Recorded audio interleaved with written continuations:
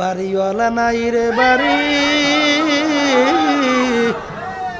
নাই রে দুনিয়াতে।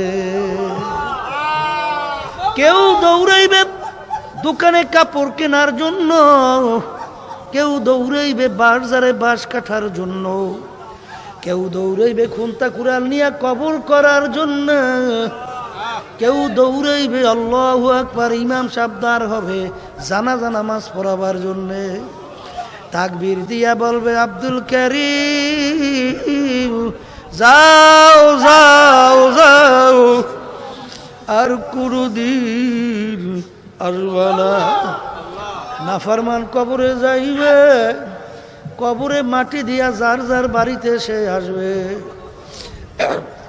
নাফরমান ডানের দিকে তাকাইয়া দেখে মাটি,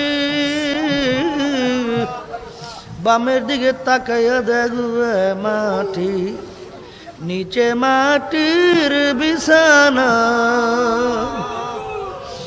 উপরেতে চাপা মাটি, ভাইগা যাইতে পারবা না। বাজান এখন দিক বিদিক না পাই আমার মাওলাকে ডাকবে আল্লাহ আল্লাহ আল্লাহ। আমার মালিক উত্তর দেবে, ওরে নেমো খারাম, দুনিয়ার মধ্যে তোদেরকে আমি পাঠাইছিলাম আমার ইবাদতের জন্য, তোদেরকে আমি স্বাধীনতা দিয়েছিলাম পরীক্ষা করার জন্য, লিয়াবলুয়াকুম আইয়ুকুম আহসানু আমালা, যে তোদেরকে আমি পরীক্ষা করব কে আমার হুকুম অনুযায়ী চলছো, কে আমার হুকুমের বিরুদ্ধাচরণ করছো। এই জন্য তোদেরকে আমি স্বাধীনতা দিলাম। আম হিল হুম রুয়াইদা, তোদেরকে ঢিল দিয়েছিলাম, স্বাধীনতা দিছিলাম, ধরাকে সরা জ্ঞান মনে করো নাই। এখন কবরে আস, এখন কবরে তো তোর দল নাই, দলের নেতা নেত্রী নাই, টাকার গরম নাই, ক্ষমতার গরম নাই, বংশের গরম নাই, শিক্ষার গরম নাই। তুই শত শত বছর আমাকে ডাকবি, আমি একবারও তোর ডাকে সাড়া দিব।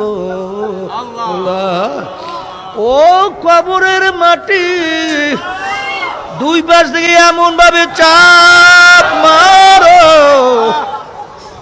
এক পাজরে হাড্ডি নিয়ে অন্য পাজরের ভিতরে মিশাইয়া দাও। আমার কাছে কোনো খাতির হবে না। ও ফেরেশতারা জাহান্নামের সঙ্গে কবরের সঙ্গে সম্পর্ক তৈরি কইরা দে। জাহান্নামের আগুনের শেষ নাফরমানের কবরটা ভইরা যাইবে। কিয়ামত পর্যন্ত নাফরমানকে জাহান্নামের আগুন উল্টাইয়া ফুলটাইয়া পড়বে।